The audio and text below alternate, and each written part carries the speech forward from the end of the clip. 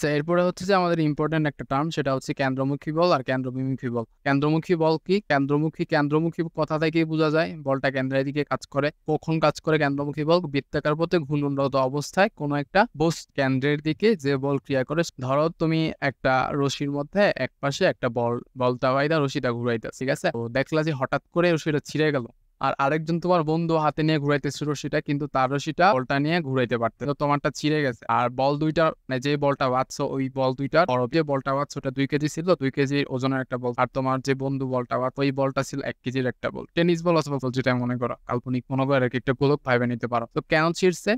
যখন আমি বৃত্তাকার পথে কোনো একটা বস্তুকে ঘুরাই তখন কেন্দ্রের দিকে কেন্দ্রমুখী বল ক্রিয়া করে, আর কেন্দ্র থেকে বিপরীত দিক কেন্দ্র বহির্মুখী বল। এখন যখন তুমি বলটা ঘুরাইতে থাক, কেন্দ্রমুখী বল ধরো 20 নিউটন, কেন্দ্র বহির্মুখী বল ধরো 20 নিউটন, তখন আমার কেন্দ্রমুখী কেন্দ্র বহির্মুখী বল দুটো সমান, তখন বস্তুটা কি আমার পরিধিতে অবস্থান করে বৃত্তাকার পথে ঘুরতে থাকে। আর যখন কেন্দ্রমুখী বলটা বেশি হয় তখন বস্তুটা আমার ভিতরের দিকে চলে আসে, মানে ভালোভাবে ঘুরতে গেছে আমার ভিতরের দিকে চলে আসে, আমার দিকে চলে আসে, বা কেন্দ্রের দিকে বস্তুটা চলে আসে। আর যখন আমার কেন্দ্র বহির্মুখী বলটা কেন্দ্রমুখী বল থেকে বেশি হয়ে যায়, এই যে দেখো, কেন্দ্রমুখী বলটা কেন্দ্রের দিকে, কেন্দ্র বহির্মুখী বলটা কেন্দ্রের বাহিরে। এর মানে কি? আমি যে বলটাকে রশি দিয়ে টানায় ঘুরতেছি, ওই বলটা ঘুরানোর জন্য রশির মধ্যে যে পরিমাণ টান সৃষ্টি হয়েছে, ওই টানটার রশি নিজে অ্যাবজর্ব করতে পারে না, রশির ক্ষমতার বাইরে। এই জন্য রশির ওই টান যেটা সৃষ্টি হয় ওটা হচ্ছে কেন্দ্র বহির্মুখী, বাহিরের দিকে কাজ। আর আমার কেন্দ্রমুখী বলটা ভিতরের দিকে। কেন্দ্রমুখী বল F1 যদি আমার বহির্মুখী বল F2 থেকে ছোট হয় তাহলে আমার রশিটা ছিঁড়ে, ঠিক আছে? Concept clear? কেন্দ্রমুখী বল আর কেন্দ্র বহির্মুখী বল। আচ্ছা, এখন কেন্দ্রমুখী বল কেন্দ্র বহির্মুখী বলের সূত্র কি? F ইজিক্যালস টু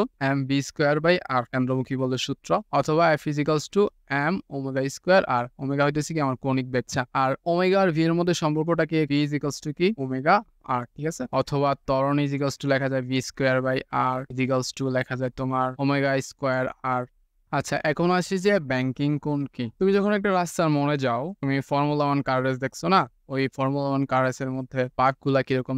ঢালু থাকে কোনো জায়গায়, আবার কোনো জায়গায় ঢালু থাকে। ওই বাঁকের সময় যখন কোনো একজন রেসার ব্যাগটা কন্ট্রোল করতে না পারে তখন গাড়িটা উল্টায় যায় না? ফর্মুলা 1 কার রেসের সময় যে বাঁক, মানে মোড় থাকে যেখানে গাড়িটা ঘুরতে হয়, ওখানে যদি রেসার গাড়ির ভেলোসিটি বা ব্যাগটা কন্ট্রোলে না রাখে তাহলে গাড়িটাকে উল্টা যায়। কেন উল্টায়? ওই যে বাঁকটা আছে ওই বাঁকটার জন্য ওইখানে একটা যে বৃত্তাকার পথটা তৈরি হয়, ওইখানে কেন্দ্র বহির্মুখী বলটা কেন্দ্রমুখী বল থেকে বেশি হয়, জন্য গাড়িটা তোমার রাস্তা থেকে ছিটকা পড়ে যায়। যেটা একটা, ধরো তুমি একটা বাঁক ধরলা, ঠিক আছে? অথবা এটাকে না ধরে তুমি যদি পুরো সিস্টেমটা এইভাবে চিন্তা করো, একটা বাঁক, ঠিক আছে? আর এটা হচ্ছে রাস্তাটা, এতটুকু হচ্ছে রাস্তা, ঠিক আছে? তো কেন্দ্র এদিকে, এটা হচ্ছে, তাহলে কেন্দ্রমুখী বল কোন দিকে কাজ করবে? এদিকে। কেন্দ্র বহির্মুখী বল এদিকে, ঠিক আছে? এখন তোমার রাস্তার কেন্দ্র থেকে রাস্তার উচ্চতা পর্যন্ত, ভূমি থেকে উচ্চতা পর্যন্ত যে উচ্চতাটা, সেটা হচ্ছে তোমার রাস্তার, এরপরে রাস্তার অতিভূত, মানে রাস্তাটা উপরের পৃষ্ঠটা কেন্দ্র থেকে কতটুকু ঢালে আছে, যে দূরত্বে ঢালে আছে ওটা হচ্ছে তোমার অতিভূত। আর সাইড দিয়ে তোমার রাস্তার উচ্চতাটা মাপা, সাইড দিয়ে, রাস্তার এক সাইড দিয়ে। তো যে কোণটা আছে এটা হচ্ছে তোমার ব্যাংকিং কোণ। এখন ব্যাংকিং কোণের হিসাব কিভাবে হয়, অথবা ব্যাংকিং কোণের কাজ, ধরো সাইকেল আরোহীর উদাহরণ দিয়ে বুঝাই। সাইকেল আরোহী যখন সাইকেল দিয়ে কোনো একটা বাঁকা পথ অতিক্রম, তখন সাইকেল আরোহী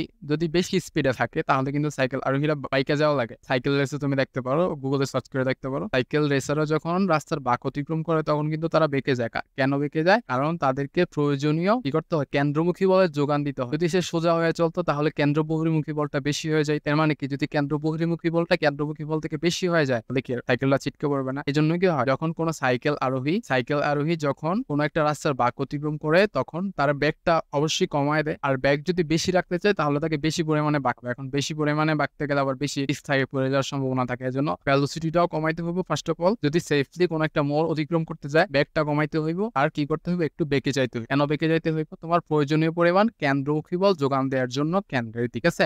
তাহলে আমার কেন্দ্র বহির্মুখী বলটা বেশি হইয়া কেন্দ্র থেকে ছিটকে যাবে সাইকেল। আর কেন্দ্রমুখী বলে কেনের প্রয়োজনীয়তাটা বুঝতে পারলে এখন কেন্দ্রমুখী বলের ম্যাথ গুলা কিভাবে করে? tan theta equals b square by R G, এই সূত্র দিয়ে তোমার ব্যাংকিং কোণের অথবা কেন্দ্রমুখী বলের তোমার কি করে ম্যাথ গুলো করে। আচ্ছা, এখন তোমাকে ম্যাথ দিতে পারে যে এখানে বলে দিতে পারে থিটার মানটা দেয়া থাকতে পারে, এরপরে বলে দিতে পারে যে রাস্তাটা 2 মিটার প্রস্থ। এখন বলতে পারে যে রাস্তাটা কতটুকু উচ্চতায়, তাহলে উচ্চতাকে এখানে একটা সমকোণী ত্রিভুজ তৈরি হয় না? এই পয়েন্টটাকে এ ধরো, এই পয়েন্টটাকে বি ধরো, এই পয়েন্টটাকে সি ধরো, তাহলে তোমার সি কোণটা একটা সমকোণী ত্রিভুজ হয়, যেহেতু এটা অতিভুজ থেকে ভূমিতে একটা লম্ব আছে। তাহলে এখানে তুমি সাইন থিটা যদি ইউজ করো, সাইন থিটা ইউজ করলে এইচ বাই, এটাকে ডি ধরো, D sine theta is equals H by, তাহলে এইচ হচ্ছে আমার উচ্চতা, এইচ ইজ ইকুয়ালস টু কি? ডি সাইন থিটা হয়ে গেল। তাহলে তোমার থিটার মানটা মানে কত কোণে উচ্চতায় আছে রাস্তার উপরিপৃষ্ঠটা ভূমি নিচ থেকে, ওই মানটা দেয়া থাকলে তুমি রাস্তার উচ্চতাটা বের করে ফেলতে পারো, ঠিক আছে?